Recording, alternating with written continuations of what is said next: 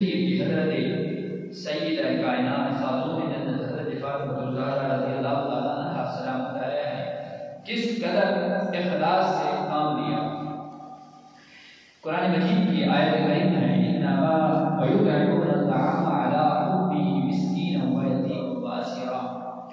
آیت کا شان نزول یہ ہے کہ یہ آیت کریمہ حضرت علی المرتضی رضی اللہ تعالیٰ عنہ اور سیدہ کائنات خاتون جنت حضرت فاطمہ الزہرا رضی اللہ تعالیٰ عنہ سلام علیہ اور آپ کی خادمہ حضرت فدہ رضی اللہ تعالیٰ عنہ یہ ان کے متعلق نازل ہوئی کہ حضرت امام حسنین کریمین رضی اللہ تعالیٰ عنہ وہ بیمار ہو گئے، ان کی صحت یابی کے لیے منت مانی تھی کہ جب ان کو اللہ صحت عطا فرمائے گا تو ہم روزہ رکھیں گے۔ تو ان تین اشخاص نے مقدس ہستیوں نے روزہ رکھا، تین روزے انہوں نے رکھنے کی منت مانی تھی۔ حضرت علی المرتضی رضی اللہ تعالیٰ عنہ یہودی سے 3 سا جو ہے وہ جو کے لائے تھے۔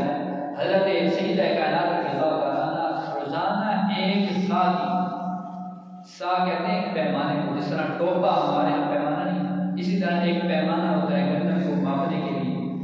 فرمایا 1 سا جو کے روزانہ آپ کھانا بنائیں۔ جب آپ نے پہلے دن افطار کے وقت کھانا سامنے رکھا، ادھر دروازے پہ دستک ہوئی، دروازے پہ آنے والے شخص نے کہا مسکینہ، میں مسکین ہوں، تو بندہ مجھے کھانا دے۔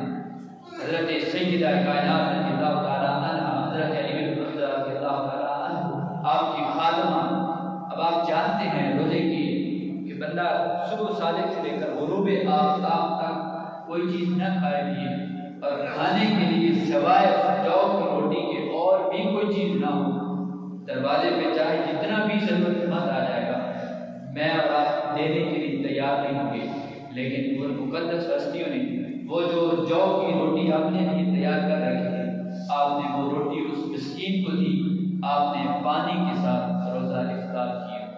پھر دوسرے دن روزہ رکھا، روزہ رکھنے کے بعد افطار کا وقت ہوا، 1 سا جو کے کھانا تیار کر کے سامنے رکھا۔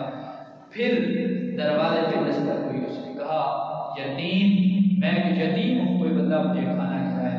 وہی روٹی جو اپنے کے لیے تیار کر رکھی وہ اٹھا کر یتیم کو دے دی۔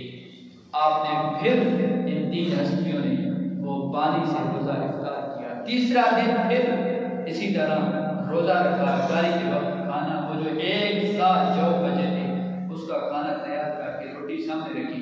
افطاری کا وقت ہوا، دروازے پہ دستک ہوئی، واسیرا، کوئی قیدی ہوں، مجھے کھانے کی طلب ہے، بھوک لگی ہے، وہ بندہ کھانا کھلا دے۔ ان مقدس ہستیوں نے کھانا اسے دے دیا۔ 3 دن مسلسل روزہ پانی کے ساتھ رکھ رہے ہیں، روزہ پانی کے ساتھ افطار کر رہے ہیں۔ جب یہ کیا تو کیا کہا انما نطعمکم لوجہ اللہ، ہم نے تمہیں کھانا کھلایا بعض اللہ کی رضا کی خاطر، بعض اللہ کی رضا کی خاطر۔ جو بھی کام کرو اللہ کی رضا کی خاطر کرو، اللہ کی رضا کی خاطر کرو گے تو اللہ رب العالمین تمہیں اجر عطا فرمائے گا۔ کیا فرمایا انما نطعمکم لوجہ اللہ لا نريد منكم جزاء ولا شکورا، ہم تجھ سے کوئی بدلہ نہیں چاہتے، تم سے شکرانے کا مطالبہ نہیں کرتے کہ تم بدلے میں کوئی چیز ہمیں دو یا شکریہ ادا کرو۔